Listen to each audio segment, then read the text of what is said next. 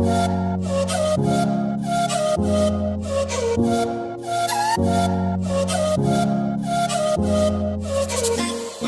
दोस्तों, नमस्कार।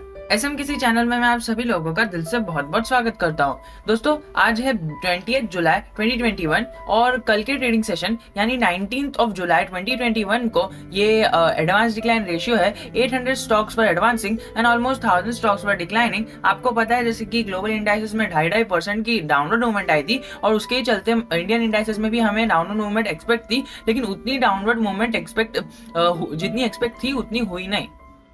सबसे ज्यादा गिरावट हमें निफ्टी बैंक में देखने को मिल रही है, वो भी अराउंड 2%। और यहाँ पर सेंसेक्स, निफ्टी 50 और मिड कैप क्वालिटी स्टॉक्स में यानी सेंसेक्स और निफ्टी में यानी लार्ज कैप इंडाइसेस में, लार्ज कैप स्टॉक्स में हमें 1% की डाउनवर्ड मूवमेंट दिख रही है, पर मिड कैप और स्मॉल कैप क्वालिटी स्टॉक्स में हमें कुछ भी ज्यादा मूवमेंट नहीं दिखी। Over the period of time they were just consolidating. ठीक है, और अगर हम ग्लोबल इंडाइसेस की बात करें तो ग्लोबल इंडाइसेस में बल्कि हमें 2.5% की डाउनवर्ड मूवमेंट दिख रही है, जितनी ये देखिए ये सेकंड ट्रेडिंग सेशन है। डैक्स और एफटीएससी फिर से 2.5% गिर चुके हैं और नैस्डैक ने अपना स्टेक 1% के हिसाब से गिराया है। तो एशियन इंडाइसेस में आपको भरी अच्छी खासी गिरावट दिख रही है। बात करें एसजीएक्स निफ्टी की तो एसजीएक्स निफ्टी आधे पॉइंट की गिरावट हमें दिखा रहा है। टॉप गेनर्स के सेक्शन में आते हैं एनटीपीसी, बीपीएससीएल, डीवी स्लैब और नेस्ले। डीवी स्लैब आपको पता है बीइंग अ फार्मास्यूटिकल स्टॉक और Nestle being a FMCG stock, ये एडवांस कर रहे थे। आपको पता है मार्केट की गिरावट में मैंने आपको कहा है कि FMCG stocks and IT sector stocks are always advancing pharma sector stocks, जो आपको आपके पोर्टफोलियो को हेज करने के लिए हमेशा अच्छे रहते हैं। तो आपको उसको अपने पोर्टफोलियो में जगह देनी चाहिए। बात करें अगर हम टॉप लूजर्स की तो टॉप लूजर्स में हमें बैंक के सेक्शन के स्टॉक्स दिख रहे हैं। एचडीएफसी से पूरा टॉप लूजर्स भरा हुआ है। HDFC bank, HDFC limited, HDFC life और इंडसइंड बैंक, ये सारे टॉप लूजर्स थे।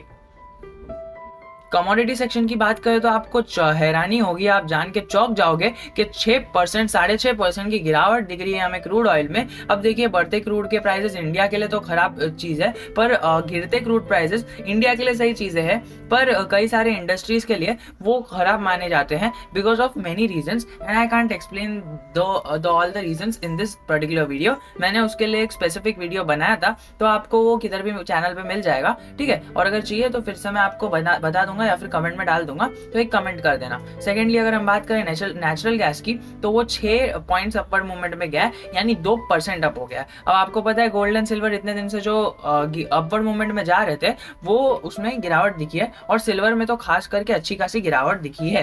अगर हम बात करें यहाँ पर कमोडिटी की सेक्शन से हट के करेंसी सेक्शन की, करेंसी सेक्शन में हमें दिख रहा है कि यूएसडी, आईएनआर और यूरो और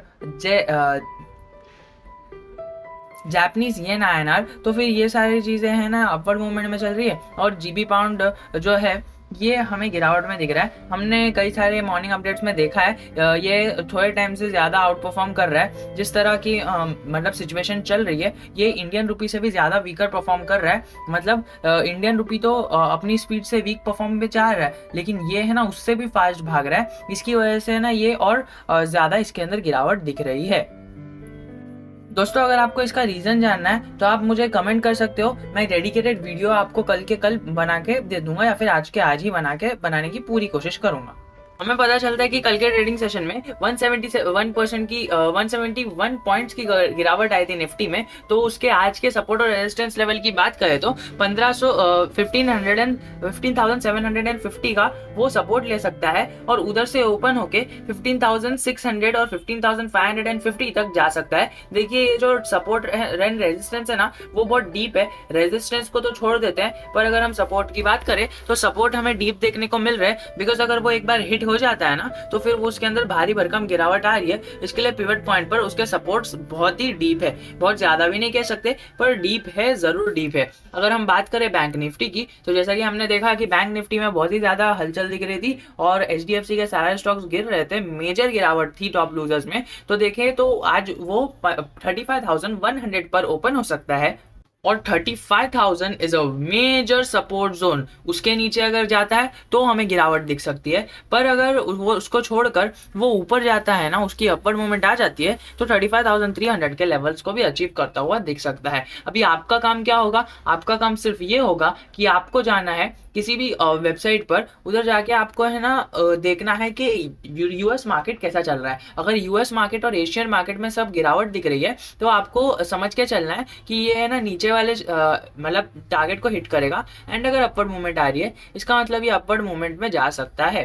ठीक है, अगर फॉरेन इन्वेस्टर्स की बात करें तो फॉरेन इन्वेस्टर्स ने अपना काम किया, 2200 करोड़ की डिलीवरी मतलब सेल की है, पर डोमेस्टिक इन्वेस्टर्स ने यहीं पर 1000 करोड़ की बाइंग की है। इसका मतलब क्या हुआ? जितनी की बाइंग हुई है उसके डबल की सेलिंग हुई है, तो हमें सेलिंग प्रेशर आज इंडियन मार्केट में देखने मिला।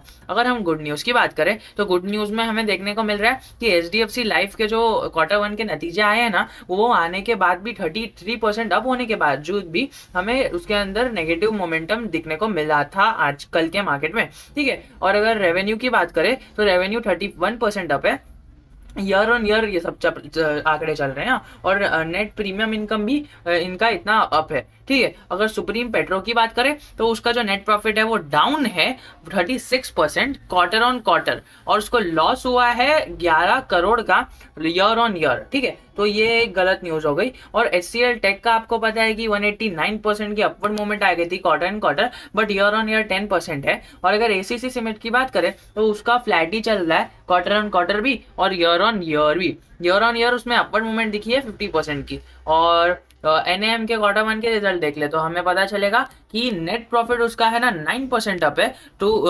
181 रुपीज क्वार्टर ऑन क्वार्टरली, और 16% ईयर ऑन ईयर अप है, जो एक अच्छी डिसेंट सी ग्रोथ दिखाता है। हाँ, डिसेंट सी ग्रोथ 15% के आसपास होती है, ये ईयर ऑन ईयर होती है, और क्वार्टर ऑन क्वार्टर 9% भी इज अ डिसेंट ग्रोथ।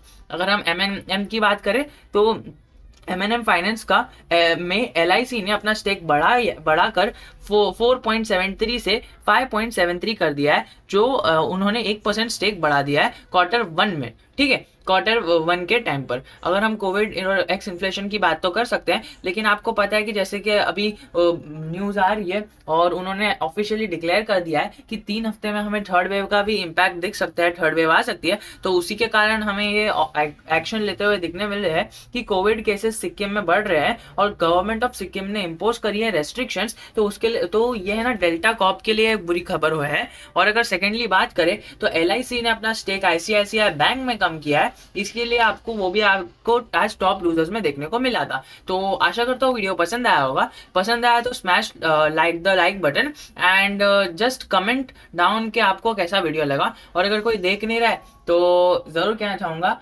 क्या कहना चाहूंगा है ना, कोई देख नहीं रहा है। ठीक है, तो आज के लिए इतना ही। जय हिंद, जय भारत।